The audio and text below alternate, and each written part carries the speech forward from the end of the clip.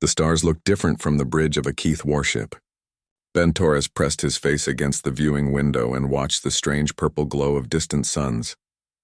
He had seen many alien vessels during his 5 years with the Terran Defense Force, but nothing compared to this massive ship. The walls seemed to pulse with a living energy, and strange symbols glowed along every surface. "First time on a Keth vessel, soldier?" asked Commander Hayes, walking up beside him. Ben nodded. "Yes, sir. It feels alive somehow." "That's because it is," Hayes replied. "The Keth grow their ships instead of building them. This entire vessel started as a seed no bigger than your fist." Ben stared at the organic curves of the bridge around them. Human ships were all straight lines and metal plates. This felt like standing inside a giant flower. "How long until we reach the meeting point, sir?" 2 more hours. Then we'll dock with the Empress's flagship for the peace talks." Hayes looked serious. "Remember, Torres, we're here as guards and observers. The diplomats will handle the talking. Our job is to keep everyone safe." The past 3 years of war had been brutal for everyone. The Vex Empire had swept through the outer colonies with their crystal ships and energy weapons. Human technology could barely scratch their shields. The ancient Keth Dominion possessed far superior weapons, but they had remained neutral in the conflict. Until now. "Sir, why did the Keth finally agree to meet with us?" Ben asked. Hayes rubbed his tired eyes. "Because the Vex attacked one of their science stations last month. Killed 300 Keth researchers. Now they want revenge as much as we want survival." A soft chime echoed through the bridge. Captain Silva of the Diplomatic Corps approached them. "Gentlemen, we're approaching the rendezvous point. The Empress Nala herself will be conducting these negotiations. This is a tremendous honor." Ben had heard stories about the Keth Empress. She was over 200 years old, but still young by their standards. The Keth lived for nearly 1,000 years, and their rulers were chosen through trials of wisdom and strength. Nala had earned her crown by solving a plague that threatened to destroy their entire species. "What should we expect from the Keth?" Ben asked. "They value honor above all else," Silva explained. "Their society is built on concepts of duty, sacrifice, and loyalty. They have traditions going back millions of years. Some of their customs might seem strange to us, but we must respect them." The ship shuddered slightly as they exited hyperspace. Through the viewing window, Ben saw the most beautiful vessel he had ever witnessed. The Keth flagship looked like a massive crystal flower floating in space. Its petals were made of some translucent material that shifted between blue and gold. Energy flowed through channels in its structure like glowing blood. "The Starbloom," whispered Captain Silva. "The personal ship of Empress Nala. It's over 5,000 years old and has never been defeated in battle." Ben watched smaller ships emerging from the flagship's docking bays. "Are those fighters?" "Guard escorts," Hayes replied. "Standard procedure for diplomatic meetings. Everyone's nervous these days." The docking process took 30 minutes. Ben felt a strange tingling sensation as their ship connected with the Keth vessel. The air itself seemed to shimmer. Silva had warned them that Keth ships maintained different atmospheric conditions, but the sensation was unlike anything Ben had experienced. A delegation of 6 humans crossed through the airlock onto the Starbloom. Ben, Hayes, and 2 other security officers accompanied. Captain Silva and Ambassador Park. The Keth greeting party waited for them in a chamber that looked like the inside of a giant seashell. Empress Nala stood at the center of her delegation. She was tall and elegant, with pale blue skin that seemed to glow softly. Her eyes were large and golden, and intricate patterns covered her face and hands. She wore robes that appeared to be made of liquid starlight. When she spoke, her voice carried a musical quality. "Welcome, humans of Terra. I am Nala, Empress of the Keth Dominion. We gather in this dark hour to discuss alliance against our common enemy." Ambassador Park stepped forward and bowed. "Your Majesty, we are honored by your presence. The Terran Alliance seeks your wisdom and strength in these troubled times." "The Vex have grown bold," Nala replied. "They attack without warning and show no mercy. Their crystal minds cannot comprehend the value of life. We have remained neutral too long." The formal introductions continued for several minutes. Ben remained alert, scanning the chamber for potential threats. The Keth guards were impressive figures, each standing nearly 7 feet tall and carrying weapons that hummed with contained energy. Their armor seemed to be grown rather than forged, following the same organic principles as their ships. The delegation moved deeper into the vessel toward the main conference chamber. Ben marveled at the corridors that curved and flowed like natural caves. Soft light emanated from the walls themselves, and the air carried a faint scent of flowers. "The architecture is based on sacred geometries," explained one of the Keth escorts, noticing Ben's fascination. "Each curve and angle has meaning in our culture. This ship is not merely a vessel, but a work of art expressing our deepest beliefs." The conference chamber was a vast circular room with a domed ceiling that displayed stars from the Keth homeworld. Representatives from both species took their seats around a table that appeared to be carved from a single enormous pearl. Ben and the other security officers positioned themselves around the room's perimeter. Ambassador Park began presenting humanity's proposal for military alliance. The terms were straightforward: combined fleets, shared intelligence, and coordinated strikes against Vex strongholds. In return, humans offered access to their industrial capacity and certain technological innovations. Empress Nala listened carefully, occasionally asking questions through a translator device. The Keth language consisted of complex harmonies that human vocal cords could not reproduce. Similarly, many human concepts required careful explanation to convey their meaning across species. "Your proposal has merit," Nala said after an hour of discussion, "but the Keth do not enter alliances lightly. We must be certain of your commitment and your honor." "What would convince you of our sincerity?" asked Ambassador Park. "Time and trust," Nala replied. "We propose a trial period of cooperation, joint patrols in contested space, shared intelligence about Vex movements. If this proves successful, we will consider full military alliance." Ben noticed movement in his peripheral vision. One of the Keth guards had stepped closer to a wall panel and appeared to be examining something. The guard's posture seemed tense, alerting Ben's trained instincts. The negotiations continued for another 30 minutes. Both sides seemed to be reaching agreement on basic terms when alarms suddenly began sounding throughout the ship. The harmonious tones of Keth warning systems filled the air, and the chamber's lighting shifted to an urgent red color.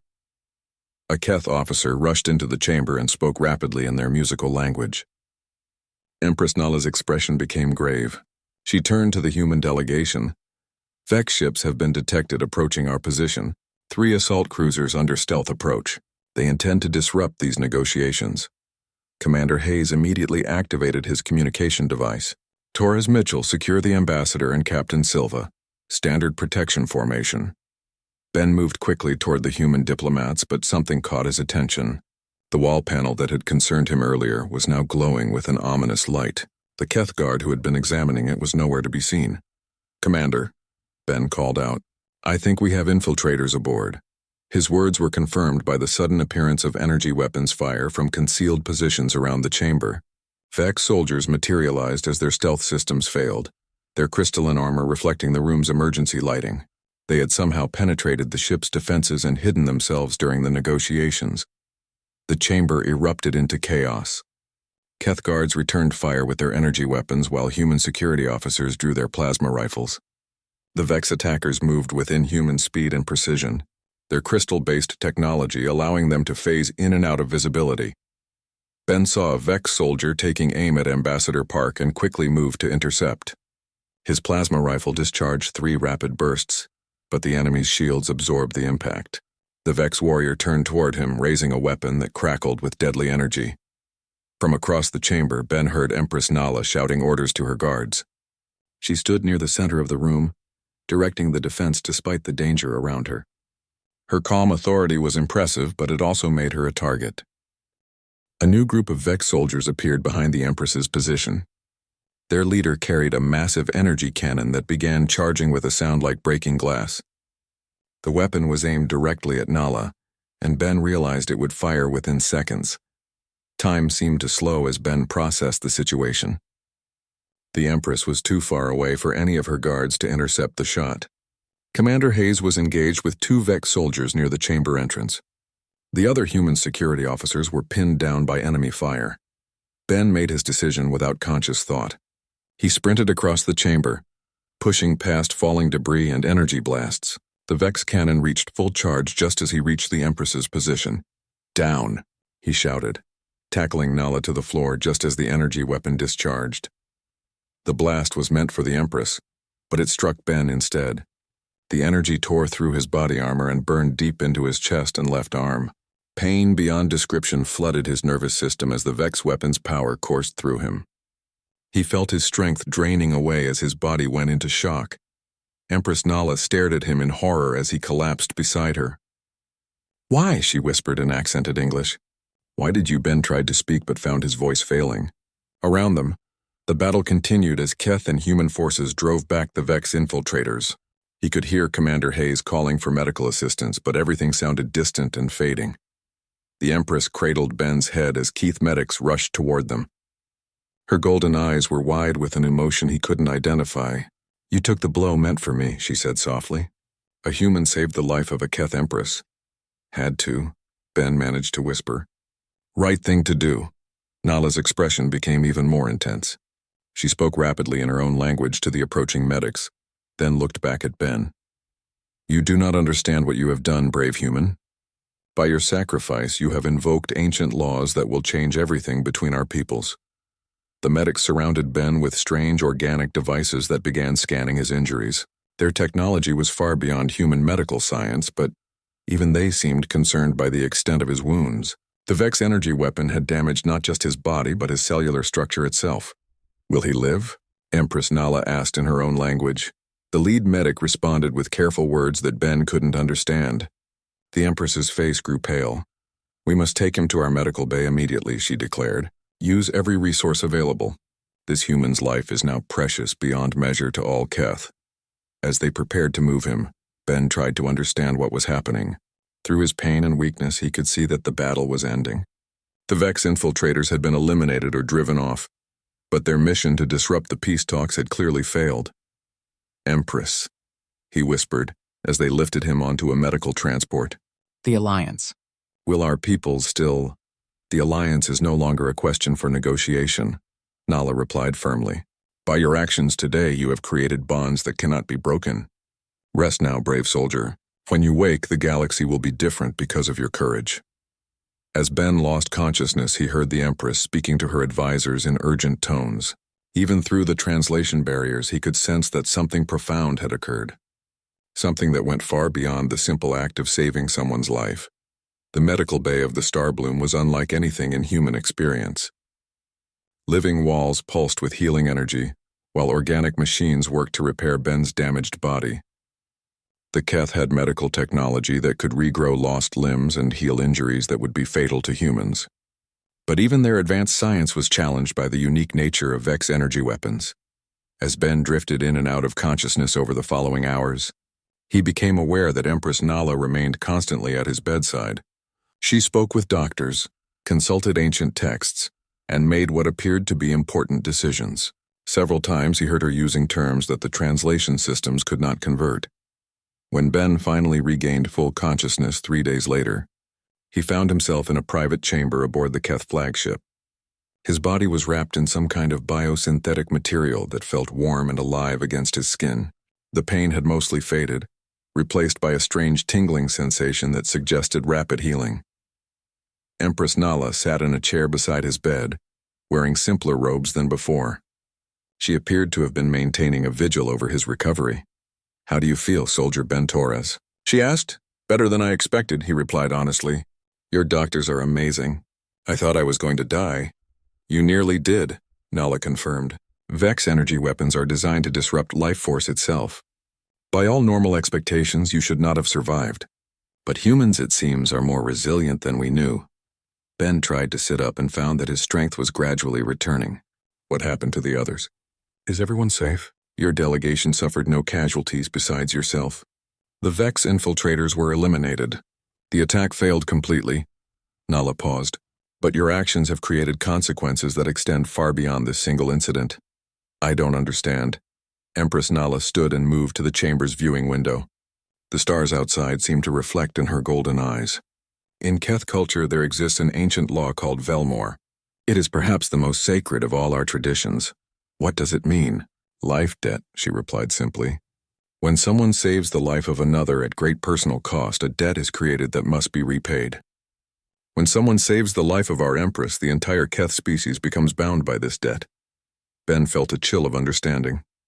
"The whole species? Every Keth in the galaxy now owes you their loyalty until the debt is satisfied." We cannot rest, we cannot truly live in peace until we have repaid what you have given. Nala turned back to face him.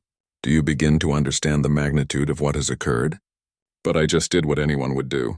I saw someone in danger and I acted. That, said the Empress, is precisely why your action carries such weight. You had no obligation to us, no reason to risk your life for a member of another species, yet you chose sacrifice over safety. This is the highest form of honor in Keth understanding. Ben absorbed this information slowly. What does this mean for the alliance between our peoples? Empress Nala smiled for the first time since he had awakened. The alliance is no longer a matter for negotiation. The Keth Dominion will stand with humanity against all enemies. Our fleets will defend your worlds as if they were our own. Our technology and weapons are at your disposal. Because of what I did? Because of what you revealed about human nature? If one human soldier would sacrifice himself for an alien ruler, then humans as a people possess honor worthy of our deepest respect. As Ben processed the implications of her words, he realized that his split-second decision had altered the course of an interstellar war. The alliance that diplomats had been carefully negotiating was now sealed by bonds stronger than any treaty. But Empress Nala's expression suggested there was more to the situation than political alliance. There is another aspect of Velmore that you must understand, she continued. The debt is not merely collective but personal. I myself am bound by the strongest obligation to serve you until the debt is fulfilled. Serve me? But you're an empress, that changes nothing. Until Velmore is satisfied, my duty is to you personally. I must ensure your safety, fulfill your needs, and place your welfare above my own. Ben stared at her in amazement. The ruler of an entire star-spanning civilization was declaring herself his servant because he had acted on instinct to save her life. How can this debt be repaid? He asked. Nala's expression became solemn. Only through equivalent sacrifice. You risked everything to preserve my life. The debt can only be satisfied when I risk everything to preserve yours, or when you release me from the obligation through an act of equal generosity. Ben lay back on his bed, overwhelmed by the responsibility that had fallen upon him. Outside the window, he could see human and Keth ships flying together in formation. The alliance he had helped create was already taking shape, but he sensed that the true test of this bond between species was yet to come. 2 weeks after the attack on the Star Bloom, Ben Torres found himself in a position he never could have imagined. He stood on the observation deck of Earth's orbital station, watching the most powerful fleet in the galaxy patrol human space. Dozens of Keth warships moved in perfect formation around Earth, their bioorganic hulls shimmering with protective energy. Still hard to believe, isn't it? Commander Hayes joined him at the viewing window. 3 weeks ago we were begging for an alliance. Now they're treating our worlds like their own sacred sites. Ben nodded, but his expression remained troubled. It doesn't feel right, sir. All of this because I did what any soldier would do. What you did was save their empress, Hayes replied. According to their culture, that makes you one of the most important humans alive. Through the station's communication system, Ben could hear reports from across human space. Keth fleets had taken positions around every major human world.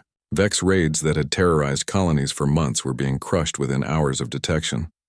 The tide of the war had completely reversed, but the victory came with complications that Ben was still learning to understand. Sir, is it true that Empress Nala is coming to Earth? Ben asked. Hayes grimaced. She arrived this morning. Insisted on personally overseeing your protection detail. The diplomatic corps is having fits trying to figure out protocol for an alien ruler who wants to serve as a bodyguard. Ben felt a familiar weight of responsibility settle on his shoulders. Ever since awakening on the Star Bloom, he had struggled with the knowledge that his actions had bound an entire civilization to his well-being. The Keith took their obligations seriously, sometimes to extremes that made humans uncomfortable. Where is she now? Waiting in conference room 7. She asked to speak with you personally about your security arrangements. Ben made his way through the station's corridors, noting the increased security presence. Keth guards stood at strategic positions, their tall forms and organic armor drawing curious stares from human personnel. The two species were still learning to work together, but the process was accelerating rapidly. Conference Room 7 had been hastily modified to accommodate Keth physiology. The ceiling had been raised and the lighting adjusted to the soft golden glow that the Keth preferred. Empress Nala stood near the far wall, studying a holographic display of Earth's defensive positions. She wore simpler attire than Ben had seen before, practical robes that allowed for easier movement. But her bearing still radiated the authority of someone accustomed to ruling billions of beings across hundreds of worlds.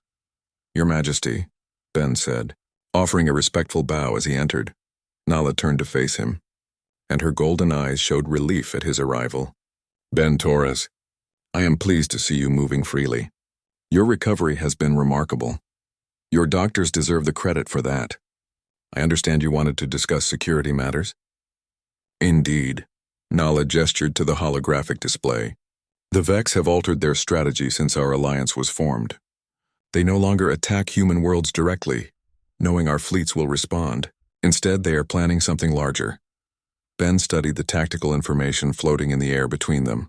Red markers indicated suspected Vex fleet positions throughout the galaxy. "What kind of larger plan?" "Our intelligence suggests they are massing their forces for a single devastating strike. The target appears to be the Keth homeworld itself." Ben felt his stomach tighten. "They want to cut off the head of the Alliance, precisely. If they can destroy our capital and eliminate our leadership, the Keth military will be thrown into chaos. Human worlds would once again be vulnerable to their attacks. How can I help?" Ben asked, though he suspected he already knew the answer. Nala's expression became formal, taking on the tone she used for official pronouncements. "According to Velmore tradition, I cannot leave your side while you remain in potential danger. Therefore, I must remain here on Earth to ensure your protection. But your people need you. You should be defending your homeworld." "My duty is clear," Nala replied firmly. "The life debt takes precedence over all other obligations. I cannot abandon my post as your guardian." Ben stared at her in frustration. The most capable military leader in the galaxy was refusing to defend her own people because of an ancient tradition triggered by his actions. "There has to be another way. The only way to release me from Velmore is for the debt to be repaid through equivalent sacrifice," Nala explained.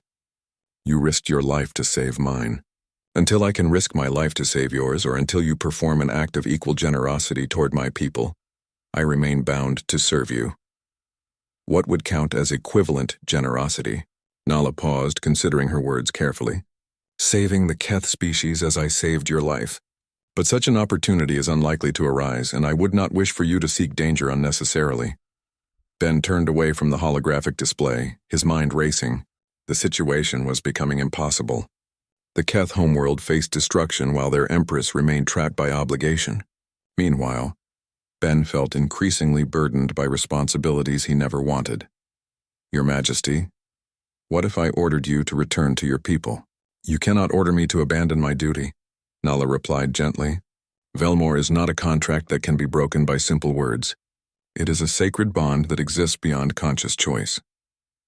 Over the following days, Ben watched the situation deteriorate. Intelligence reports confirmed that the Vex were indeed massing for an assault on the Keth homeworld.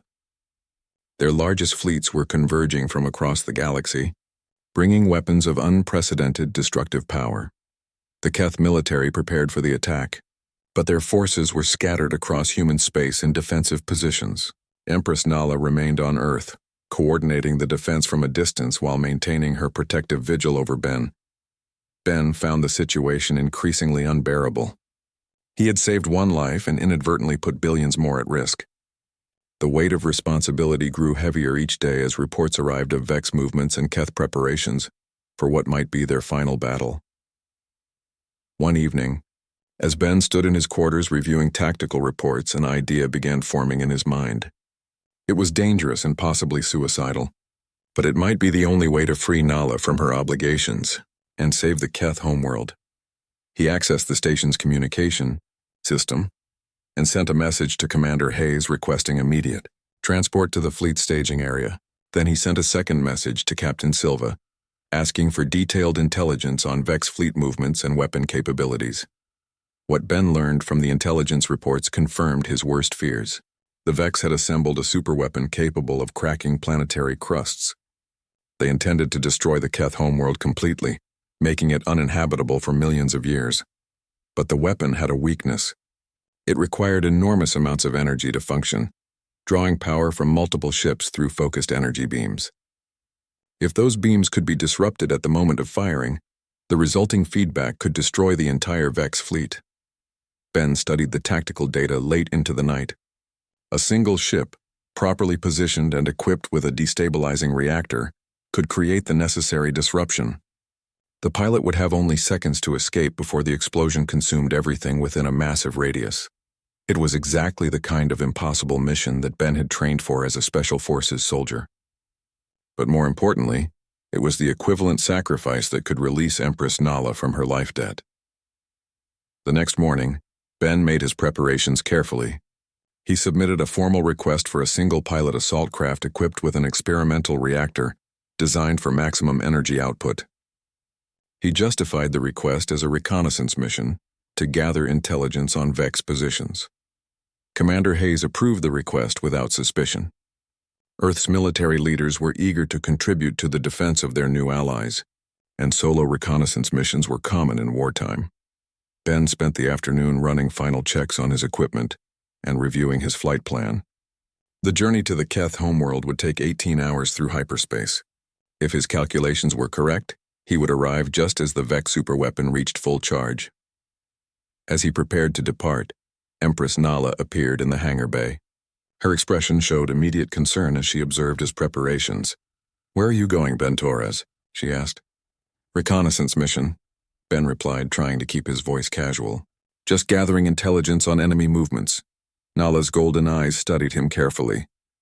"You are planning something dangerous. I can sense deception in your words." Ben paused in his preparations. He had hoped to leave without explanations, but Nala's perceptive nature made deception impossible. "Your people are in danger," he said finally. "The Vex superweapon will destroy your homeworld unless someone stops it. And you intend to be that someone?" "I'm the only one who can." "Your fleets are too far away, and human ships lack the technology to penetrate Vex defenses. But a single pilot with the right equipment might succeed where larger forces would fail." Nala stepped closer, her expression becoming fierce. "I forbid this action. As your guardian, I cannot allow you to pursue such danger." "You can't stop me," Ben replied gently. "This is my choice to make. If you die attempting this mission, the sacrifice will be meaningless. Felmore requires that I preserve your life, not watch you throw it away." Ben turned to face her fully. "What if my sacrifice saves your entire species? Wouldn't that fulfill the requirements of your tradition?" Nala became very still. Ben could see her mind working through the implications of his words. In Keth culture, the preservation of their species would indeed outweigh individual obligations. "You would do this to release me from my duty?" she asked quietly.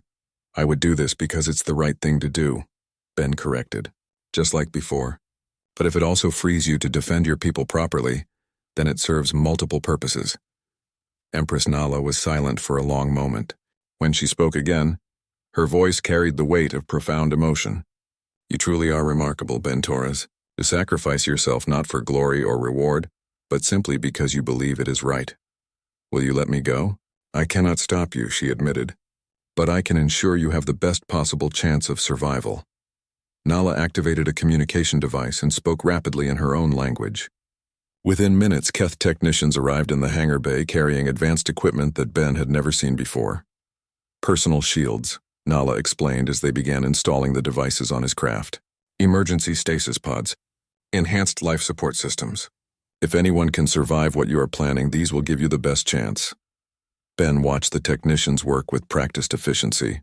The alien technology integrated seamlessly with human systems, creating hybrid capabilities that exceeded anything in either species' individual arsenals. "Thank you," he said simply. "Do not thank me yet," Nala replied. "Survive this mission, and we will consider the debt between us paid in full. Fail, and I will carry the burden of your loss forever." As Ben climbed into his modified craft, Empress Nala placed a hand on his shoulder. "May fortune favor your courage, Ben Torres. The fate of two species rests on your success." The journey through hyperspace gave Ben 18 hours to consider what he was about to attempt. The plan was simple in concept, but nearly impossible in execution. He would emerge from hyperspace directly in the path of the Vex superweapon's energy beam, overload his reactor at precisely the right moment, and hopefully escape in the few seconds before the resulting explosion consumed the enemy fleet. The mathematics were brutally clear. He had perhaps a 30% chance of surviving the mission. But the alternative was the certain destruction of the Keth homeworld and billions of innocent lives. As his ship approached the target system, Ben reviewed the tactical situation one final time. Vex fleets surrounded the Keth homeworld in a perfect sphere, their combined energy weapons creating the most destructive force ever assembled. The Keth defenders fought valiantly, but they were vastly outnumbered. At the center of the Vex formation, the superweapon was reaching critical charge. Ben could see the massive energy beams connecting dozens of ships, channeling power toward a focal point that would soon unleash devastation on the planet below. Ben activated his communication system and opened a channel to the Keth defenders. "This is Ben Torres of the Terran Defense Force. I'm beginning my attack run on the Vex superweapon. All ships maintain current positions until the fireworks start." The response came immediately from the Keth fleet commander. "Human vessel, you are vastly outnumbered. Recommend immediate withdrawal to safe distance." "Negative, Commander. This is exactly where I need to be." Ben checked his reactor modifications one final time. The human technicians had done excellent work, creating a system capable of massive energy release in a controlled cascade failure. Combined with the Keth shield technology, he might actually survive what came next.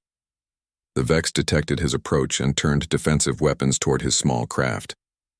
Energy blasts filled the space around him as he dove toward the superweapon's focal point. His shields held against the initial barrage, but Ben knew they wouldn't last long under concentrated fire. He reached the optimal position just as the Vex superweapon reached full charge. The energy beam focused into a lance of destruction aimed at the planet below. Ben had perhaps 10 seconds before the weapon fired and millions of lives were lost. "This is for both our peoples," he whispered, activating the reactor overload sequence. The explosion was visible from orbit around distant worlds. Ben's modified reactor created a cascade failure that disrupted the energy flow of the entire Vex formation. The superweapon's power turned back on itself, consuming ship after ship in an expanding sphere of destruction. Ben's escape pod ejected just seconds before his ship was consumed by the blast.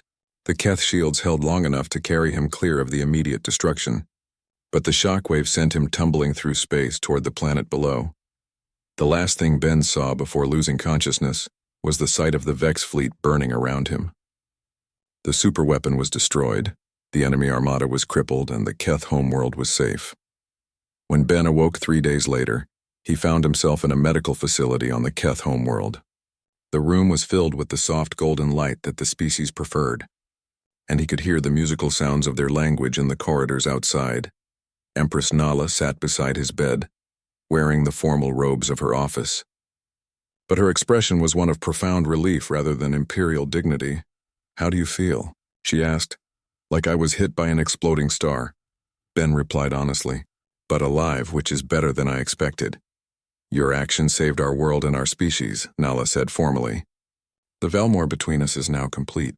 You have given as much as you received, and the debt is satisfied."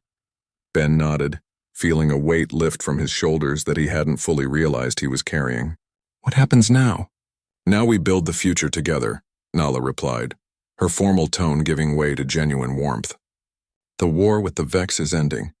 Their remaining fleets are surrendering rather than face the combined might of our alliance. But more than that, your actions have shown both our peoples something important." "What's that?" "That courage and sacrifice are not limited by species. Humans and Keth both value honor, both treasure life, and both will fight for what is right. These are the foundations of true friendship between civilizations." Over the following weeks, Ben remained on the Keth homeworld as a guest of honor, while he recovered from his injuries. The planet was unlike anything he had ever seen, with cities that grew like massive gardens and technology that worked in harmony with nature. The formal ceremonies marking the end of the war were spectacular, but Ben found himself more interested in the quieter moments, watching human and Keth children playing together in the palace gardens, seeing scientists from both species sharing knowledge and discoveries, observing the birth of a new era of cooperation that extended far beyond military alliance. Empress Nala remained a close friend, despite the formal completion of their life debt. She had chosen to step back from direct rule, appointing a council to govern while she served as an ambassador between their peoples. Do you regret your decision? Ben asked her one evening as they watched the sunset from the palace balcony. Which decision? Nala replied with amusement.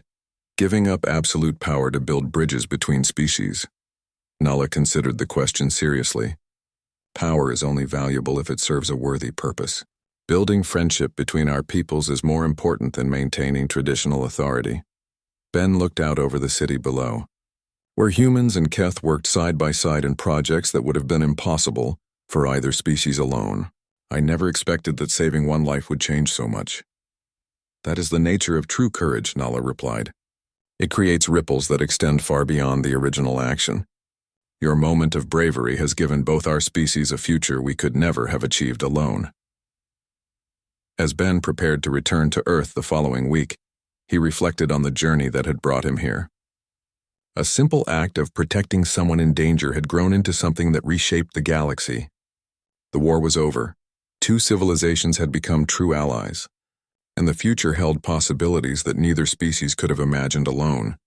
The tradition of Velmore had been fulfilled, but the friendship it created would endure for generations to come. Sometimes the smallest acts of courage could indeed change everything.